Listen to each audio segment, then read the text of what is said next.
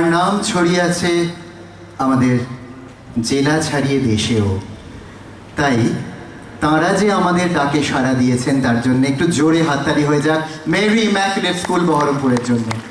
অসংখ্য ধন্যবাদ আপনাদের সকলকে। এখন তাঁদের নিবেদনে থাকবে দেশাত্মবোধক গান। ধনধান্য পুষ্প ভরা আমাদের এই বসুন্ধরা, তাহার মাঝে আছে দেশ এক সকল দেশের সেরা। সকল দেশের সেরা এই দেশটি হলো আমাদের জন্মভূমি ভারতবর্ষ। ভারত একটি গণতান্ত্রিক এবং উদার দেশ, যদিও এই দেশটি সবসময় এমন ছিল না। এটি 200 বছরেরও বেশি সময় ধরে ব্রিটিশদের দ্বারা শাসিত হয়েছিল।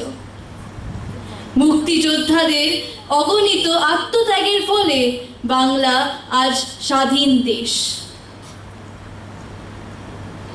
বাংলার সুদীর্ঘকালের ইতিহাসে চোখ ফেরালেই দেখা যায় যে ভারতের নবজাগরণ শুরু হয়েছিল বাংলাতেই।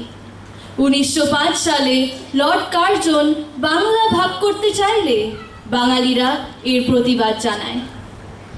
সভা সমিতি মিছিলের মধ্য দিয়ে এই প্রতিবাদ আরও গর্জে ওঠে।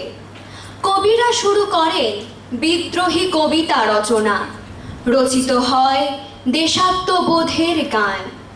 স্বদেশী আন্দোলনের সময় থেকেই রবীন্দ্রনাথ জননায়ক হয়ে উঠেছিলেন। আগুন জ্বলে উঠেছিল কবি কাজী নজরুল ইসলামের কণ্ঠে। তারা স্বদেশী চেতনার বহু মানুষকে উদ্বুদ্ধ করেছিলেন। প্রথম নবচেতনার উদ্বোধন করেছিলেন রাজা রামমোহন রায়। অন্যদিকে ঋষি বঙ্কিমচন্দ্র বন্দে মাতরম মন্ত্র দিয়ে বাঙালিদের জাতীয়তাবোধ উদ্বুদ্ধ করেছিলেন। ভারত আবার জগৎ সভায় শ্রেষ্ঠ আসন লবে। দেশের জন্য কাজ করে যাওয়া আমাদের কর্তব্য। এভাবেই আমরা বিশ্ব দরবারে নিজেদের শির উঁচু রাখতে সক্ষম হব। মুর্শিদাবাদ সিঙ্গার্স গিল্ডকে মেরি ইম্যাকুলেট স্কুলের তরফ থেকে আন্তরিক কৃতজ্ঞতা জানাই আমাদের এই অনুষ্ঠানে সুযোগ করে দেওয়ার জন্য।